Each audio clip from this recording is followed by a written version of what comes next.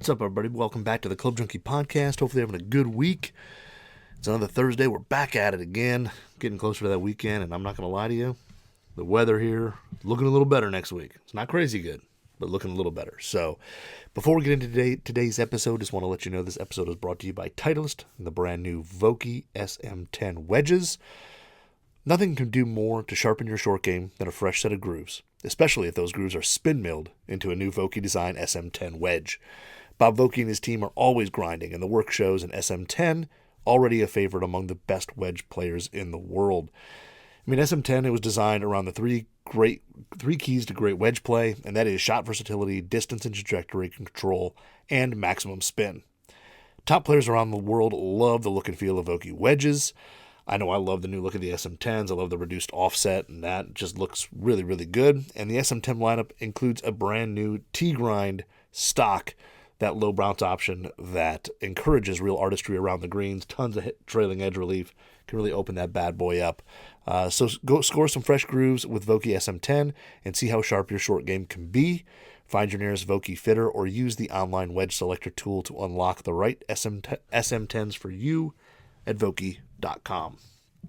So, hopefully you guys are having a good week. It is, yes, another Thursday. It's crazy how fast this week is going, or these days are going by. I can't believe it's already the end of March. We're getting into April, getting close to the Masters. It's kind of wild. So, hopefully you've had a good one. I know I've been struggling a little bit trying to get out and hit some balls. We had some crazy weather last weekend, last weekend on Friday. It snowed like 6 inches here in Detroit, so that kind of put a damper on a whole lot of things for that weekend in terms of getting out and doing stuff, and just been wild. So, but overall, been really good. Been hitting a lot of clubs. Been making life harder for myself in terms of figuring out what's in a bag. I think I did. I'm gonna do a Q&A on Instagram today. If you're not following at Club Junkie Pod, follow on there. We do a Q&A. You can jump on, ask questions, whatever. I'm going to do one today. I was trying to do it yesterday. And it just didn't get done there. I got stuck with a couple phone calls and stuff at work. Golf Directs is my work, but got stuck on a few phone calls and stuff. So I didn't get it done today, but I'm going to do it on Thursday. And we're going to answer some questions. But I know somebody last week asked me about what's in the bag. Has anything cemented itself? And there's been a couple pieces. So I've kind of got a bag over on the other side of my shop here. It's over near my gripping area. There's a bag there with all the putters that are kind of in the rotation, and there's a bunch there. I got to weed through that. That's got to be narrowed down a little bit. I'm pretty sure I can play like a putter a week for like 3 months in there, so I got to narrow a few down. But I put a bag next to that has kind of the stuff that is kind of gamer ready, and right now it's got wedges, a 4-iron, a 3-wood, and a putter in there. So that is kind of what is, I wouldn't say set, but those are the things that I've hit so far really well. And if I was going to play, something somewhat serious where I, had to bring 14 clubs and I couldn't switch out different shafts and all that jazz and do the stuff that I usually do, those would be kind of the clubs that I'm going to play. And then those are over there right now. I don't have a set of irons in there yet. Right now, if I had to go, I'd lean on the T150s, but I've got to play the Blueprint S's out there on to actually play them. I just got done shafting up the PXG 0317Ts with some LA Golf A Series. I actually got brand new weights for them because the heads were a little light with, I think they had True Temper Elevate 95s or something in them originally.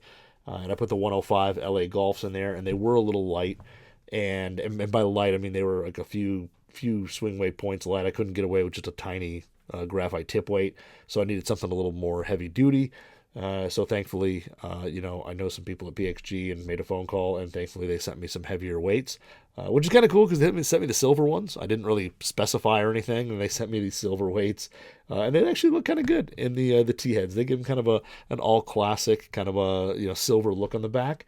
I do have to say they are not. Some of them are easy to get out. Some of them are not. It depends.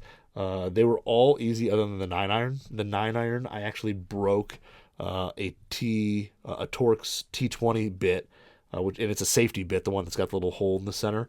I actually snapped one of those bits trying to get the 9-iron weight out. It was like in there so tight.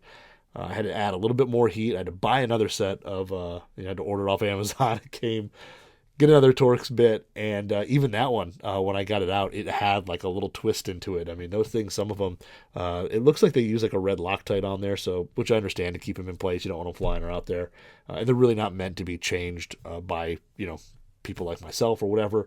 But thankfully, I know some people at PXG, and thankfully they trust my club building skills, so that is there.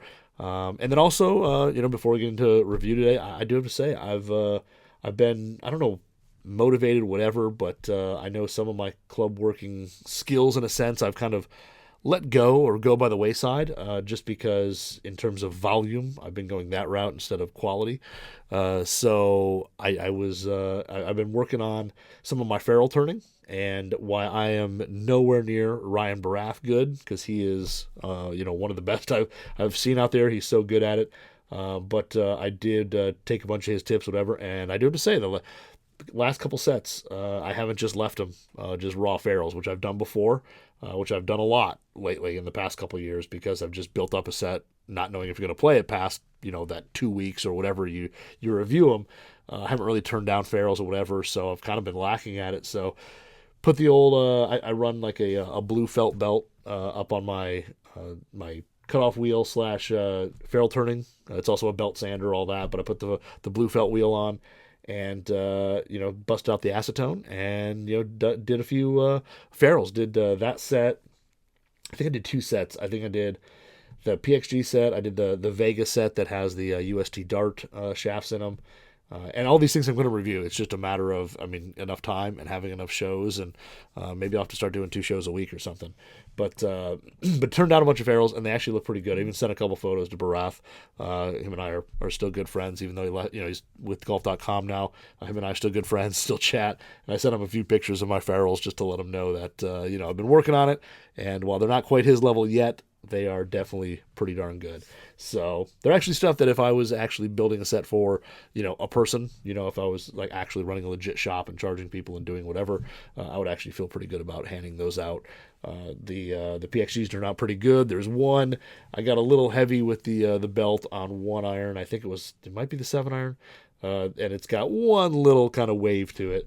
That I cleared out a decent amount of it with the acetone. I smoothed it out, but if you really look for it, you can see it there. So, but they look good, and I'm kind of proud of myself. If you've been building clubs for 20 years or so, like I have, you tend to, forget about those little things that that you used to do well and things like that. So it's pretty cool, and I know that there's probably a handful of you out there that appreciate that and have gone down that road where started doing something a little different, a little nicer, a little better, and it was kind of nice. So I'm going to try to continue to do that. Everything I build, I'm going to try to make sure I go through, turn down the ferrule, do the finishing work that I just usually would skip, because once it was performance-wise fine, I took it out of the course and hit it, and that was it. But I'm going to try to make them look nice and make them presentable, because this way I can at least throw them on, take a picture of them and put them on social media, and not get just absolutely ridiculed for the work. But yeah, they look good. I'm happy with it, and yeah, they turned out pretty good. So I've done 2 sets, both pretty solid. I've got a couple wedges that I've got to shaft up, so I'm going to turn the ferrule, make sure those ferrules are turned and all that as well, and try to do some nice stuff and make sure that I still have some of those skills left. So, but yeah, so another good week. Some exciting stuff has just came out this week, just released this week, and we're going to talk about it because I went out and hit it today. I know I've been promising a bunch of stuff in terms of like what I'm going to review, and I know I keep saying it'll be next week, and it just seems like things jump up. So I will get to everything. It's just going to maybe take a little bit longer, as like I said, I do 1 show a week. I probably could bump it up and do 2 shows a week, but at least right now I'm doing 1. Because the thing is, I can do 2 shows a week in the beginning of the year. The first half of the year, 2 shows a week, no problem. It's easy. There's so much equipment that's coming out.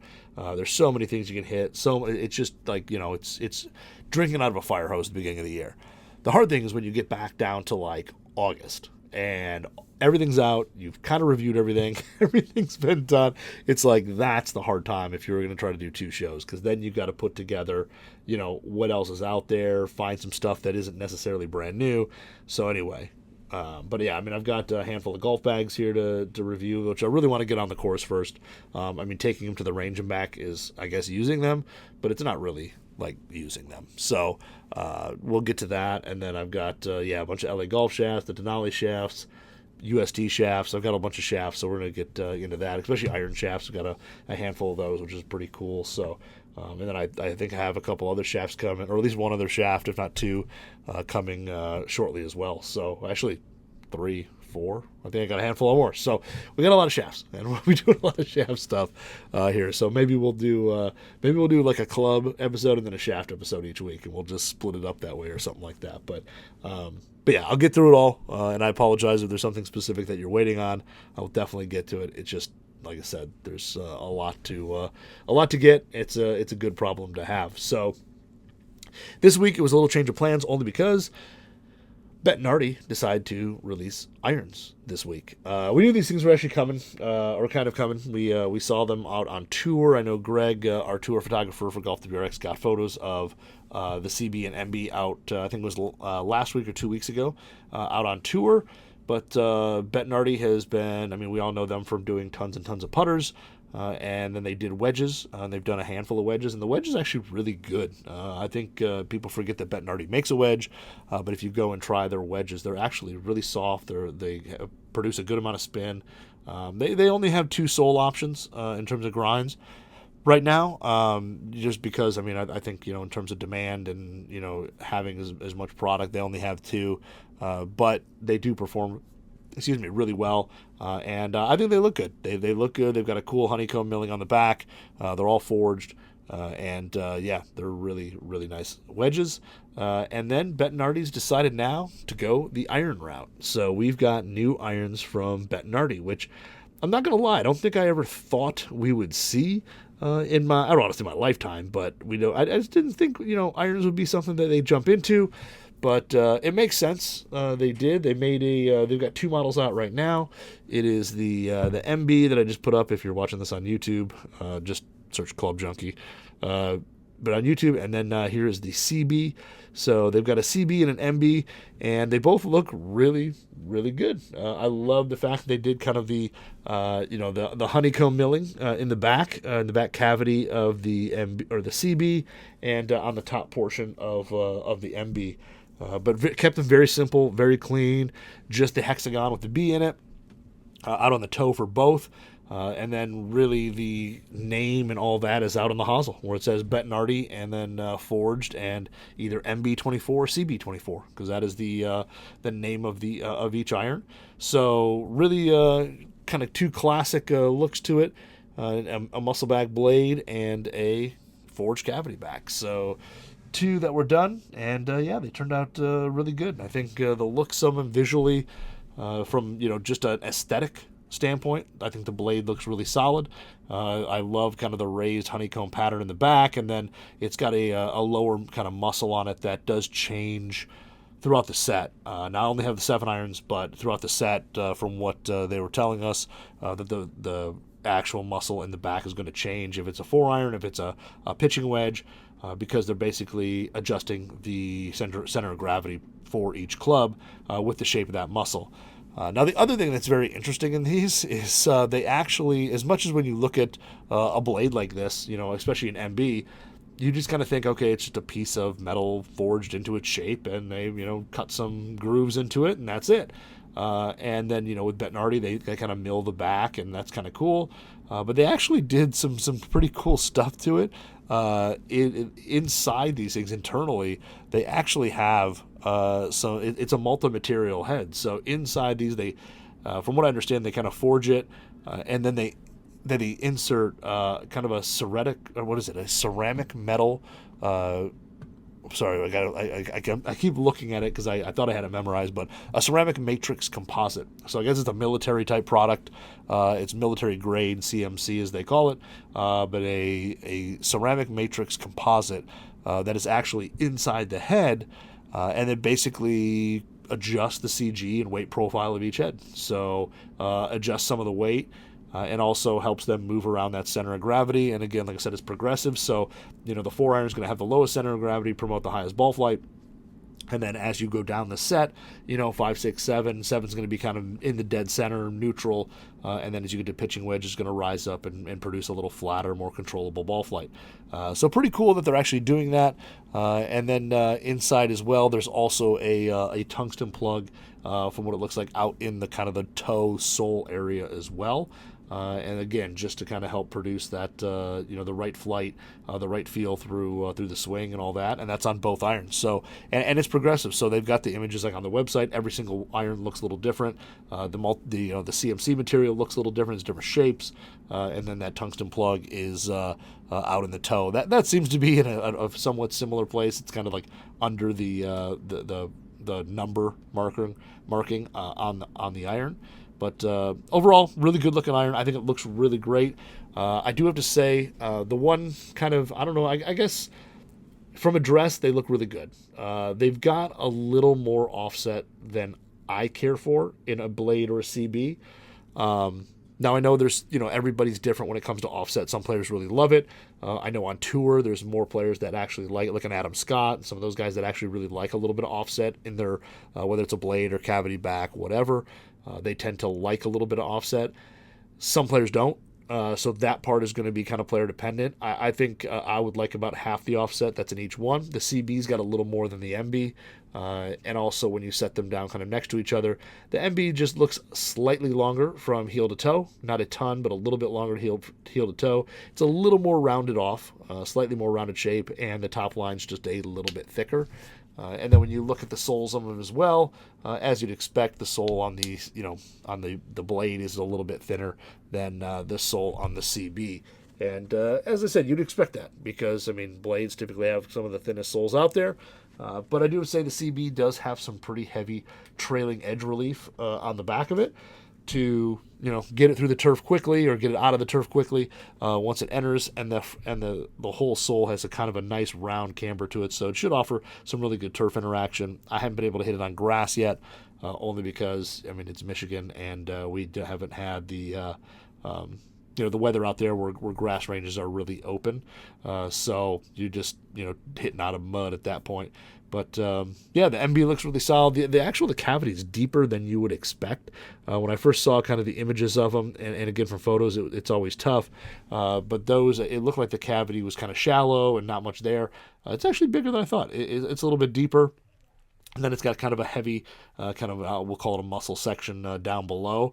But it's actually deeper than I thought. And again, these things they look good as long as you like a little bit of offset. If you don't mind a little bit of offset, these things are going to look, really, really good to you. If you're somebody who, you're have to have, almost onset, you can't stand looking at it, that might be an issue for you when you set these down and look at them. But overall, I think the proportions are good.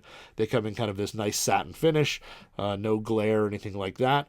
And overall, I think Bettinardi did a nice job. I was talking to the guys over there, and they kind of had kind of some stories about, I guess, the first version that they did. They really didn't like. I guess the performance just wasn't anywhere near where they were, what they wanted. So they kind of went back to the drawing board and kind of built up this iron as well, because the first versions just, I guess, didn't do what they wanted them to do, and they weren't really, the iron that they knew they had to put out if they were going to do irons. So kind of cool that they didn't just mill something just to mill something and throw it out there, that they did take some time to kind of make sure that they performed well, sound, feel, everything, the shaping. And it'll be interesting to see if we see any of these on tour. I know they said they had some guys come and take a set or two and or have a set or two built up. So they're definitely out there. It'll be interesting to see if anybody actually puts them in play. Now, the one thing with that also was kind of very surprising to me with with both these irons is, if they're going to be in fitting locations, that'll be interesting. I don't know if they will be. They are only 4-through pitching wedge for both sets, so you can't get a 3-iron right now, it looks like, and there is no gap wedge. At the moment, they play off pretty standard lies. They play off 45-degree pitching wedges. Both of them do. They both have the same specs, so 45-degree pitching wedge, and the 7-iron comes in at 33 degrees. So nothing crazy strong. They might be a hair strong for a blade. If you look at MBs compared to other MBs, they may be a hair stronger there, but overall they're pretty standard. And then the lengths, the lies are pretty standard as well. 7-iron is 62.5, and the length 7-iron is 37.5. So pretty much, what you'd expect, pretty standard stuff. Bettinardi didn't go too crazy or too wild, but I was actually kind of impressed. They do offer a decent amount of shafts for this being kind of a direct-to-consumer kind of club. Like I said, I don't know if anybody's going to be fitting these right now, but if you're to order a set offline, I mean they have stuff from True Temper, KBS, Project X, Modus. So they've got basically the 105, 120, 130. And then they have a steel fiber in the 70, 110, 95, and usually they have most of those in either stiff, regular, X Flex. They've got a good amount of stuff. Project X is just the LZ, so you don't get the original Project X or anything like that. But for the most part, they offer a good amount of shafts. And then of course, you can make loft lie, length changes, anything like that. And grip wise, same thing. Good amount, decent amount of grips. I know before with wedges, it was a little bit limited in terms of what they were offering, but they seem to have stepped it up to offer quite a few more options. And then of course, the other big question is how much are they? A 4-through pitching wedge set is $1,600. So about not too much more than what things are going for now. But just a little bit more than maybe a standard set of, blades or cavity backs from other brands. So not too crazy. When I first saw these again on tour, I thought for sure these things are going to be like, $2,000-$3,000 for a set. But 4-through pitching wedge, $1,600, and that's both, either the CB or the MB.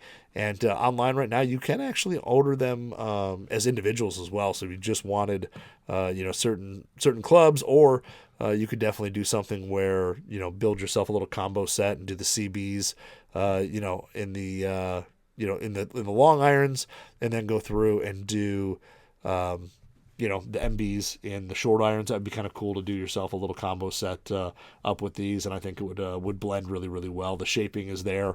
The MB is, as I said, slightly smaller. It's just a little more angled, a little more straight, but not anything too crazy. The other thing that people have noticed, the leading edge is a little more rounded than, especially in the blade. Most blades, it's a very straight leading edge. Both the CB and the MB have a little bit of a rounded leading edge. I know that is typically done for, kind of turf interaction, performance, stuff like that. I know that, again, visually, some people love it, some people don't, but it is there in case you're wondering. But yeah, so anyway, we got these things out, and of course, as soon as I got them, I wanted to go hit them, and of course, I did. So spent a whole lot of time hitting balls at the range, and hitting balls at the range. I brought my own Bushnell Launch Pro. I do have to say it took me a little while to get it connected to the old iPad today, but it finally got going. But took it out there, and even though the dome, I went into one of the domes. And they have Top Tracer there, but brought the I'm the only guy who walks into a place that has Top Tracer and brings my own launch monitor still. So I did get a few interesting looks from people as I was setting it up at my bay, but whatever, I don't care. I do have to say though, on a random note, the Top Tracer, when they first put it in like last year or 2 years ago, it was totally juiced. Like the numbers it always seemed like everything was going far.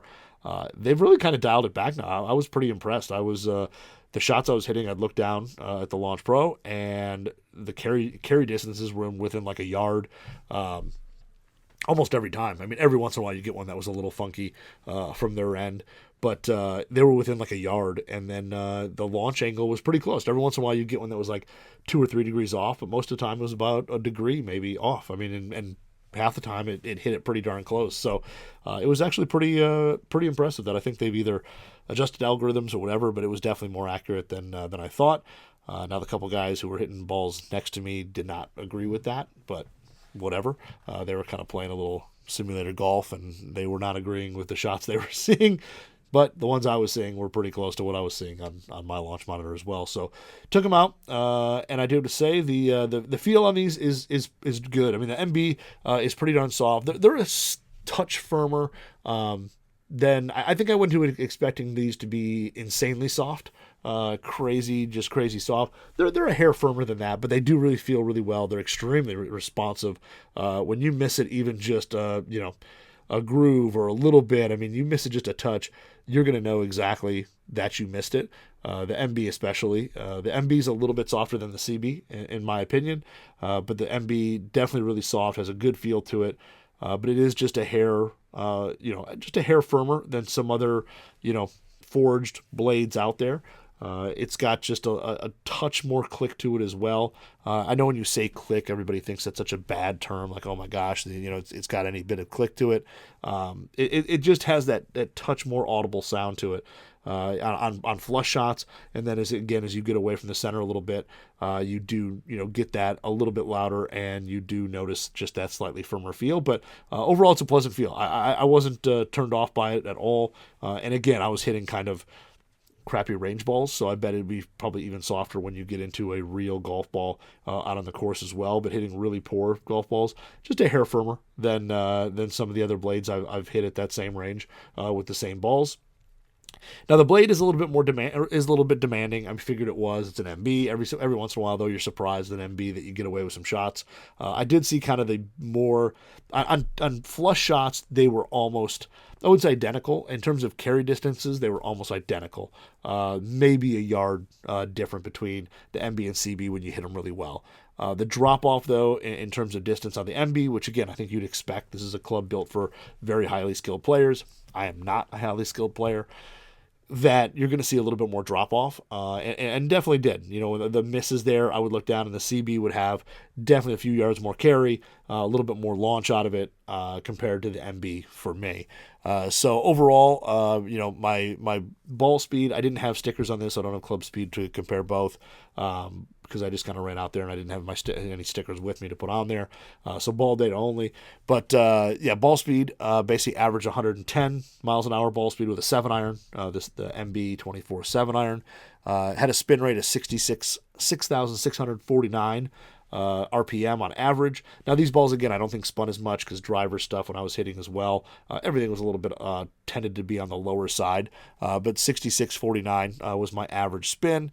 The launch for the MB was 14.5, and then my average carry, which again I tell you guys, I don't hit just perfect shots out there. I leave some of the bad ones. The average carry was 150 yards. Again, this is for a 7-iron, and honestly, when I hit it good, I saw the 159s, 160s, which is my 7-iron distance. I was seeing those numbers when I hit it really flush. And again, that launch number, I saw a few higher than that, but they did come out a little bit flatter than I expected. A lot of times blades have weaker lofts. You tend to see higher launch with them. But this one here being, more 33 degrees on the 7-iron, definitely came out just a little bit flatter. I think if you're somebody who hits a higher ball or maybe generates a little bit more speed, you're not going to have any problem elevating these. But the nice thing is, too, is they come out flat. I think, the better player is going to be able to work these things and flight them down, hit different shots, work it right to left, all the things that you're going to want to do with a blade. And then these things, again, I didn't have turf interaction just because, hitting off a mat. But when you kind of looked at the profile, the soles and all that, I think the turf interaction with these is going to be really, really solid. I definitely want to take them out to a grass range just to hit them.